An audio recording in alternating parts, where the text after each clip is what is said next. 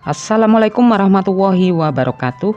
Apa kabar semuanya? Semoga selalu sehat, dilancarkan rezekinya, dimudahkan segala urusannya ya. Amin.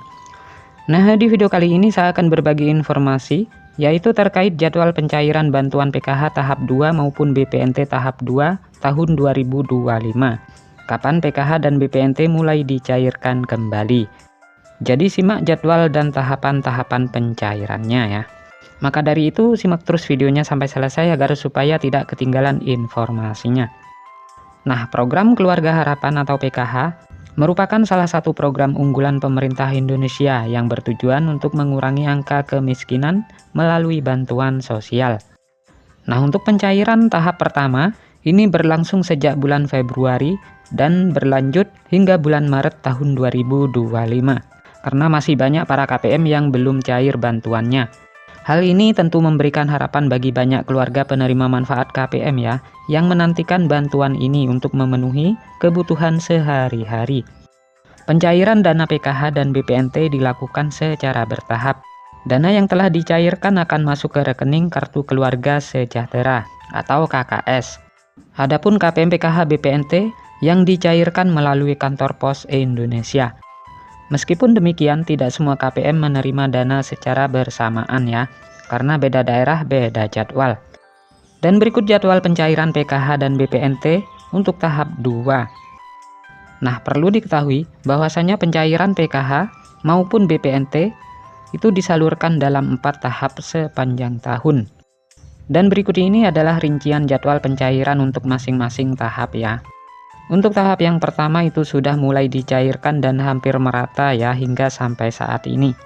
Walaupun masih banyak para KPM yang masih belum cair bantuannya. Dan untuk tahap yang pertama ini masih terus dilanjut dicairkan hingga bulan Maret tahun 2025. Baik yang lewat kartu KKS maupun yang lewat PT Pos Indonesia. Sedangkan untuk tahap 2 ini akan kembali dicairkan di antara bulan Mei dan Juni. Untuk tahap yang ketiga ini akan dicairkan di antara bulan Agustus dan September. Dan tahap yang keempat di antara bulan November dan Desember, baik PKH maupun BPNT. Nah, dengan adanya jadwal ini diharapkan KPM dapat mempersiapkan diri ya, dan mengatur keuangan mereka dengan lebih baik, terutama dalam menghadapi kebutuhan yang mungkin meningkat di setiap tahapan pencairan. Nah, sementara besaran bantuan PKH bervariasi ya, tergantung pada kategori penerima. Untuk ibu hamil, Rp750.000 per tahap, total 3 juta per tahun. Sedangkan anak usia dini umur 0 sampai dengan 6 tahun, Rp750.000 per tahap, total 3 juta per tahun. Untuk anak SD sederajat, Rp225.000 per tahap, total Rp900.000 per tahun. Untuk kategori lansia dan disabilitas, Rp600.000 per tahap. Nah, dengan adanya variasi besaran bantuan ini, pemerintah berharap dapat mencakup berbagai kebutuhan yang berbeda dari setiap kategori penerima, sehingga bantuan yang diberikan lebih tepat sasaran.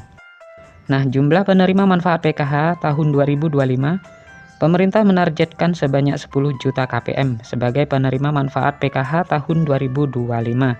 Target ini menunjukkan komitmen pemerintah dalam mengentaskan kemiskinan dan memberikan dukungan kepada masyarakat yang membutuhkan.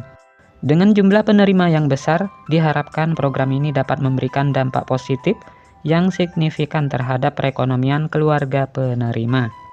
Bagi masyarakat yang ingin mengecek status penerima manfaat, kalian dapat mengunjungi situs resmi cekbansos.kemensos.go.id. Di situs tersebut, kalian dapat menemukan informasi terkait status penerimaan bantuan sosial, termasuk PKH dan BPNT. Nah, untuk mendapatkan informasi terbaru dan paling akurat, selalu pantau terus informasi resmi dari Kementerian Sosial. Dengan mengikuti perkembangan terbaru, KPM dapat lebih siap dalam memanfaatkan bantuan yang diberikan. Dengan adanya bantuan ini diharapkan dapat meringankan beban ekonomi dan membantu keluarga dalam memenuhi kebutuhan dasar para KPM. Nah, jadi itulah informasi yang dapat saya sampaikan, semoga bermanfaat. Sampai ketemu di informasi-informasi selanjutnya. Assalamualaikum warahmatullahi wabarakatuh.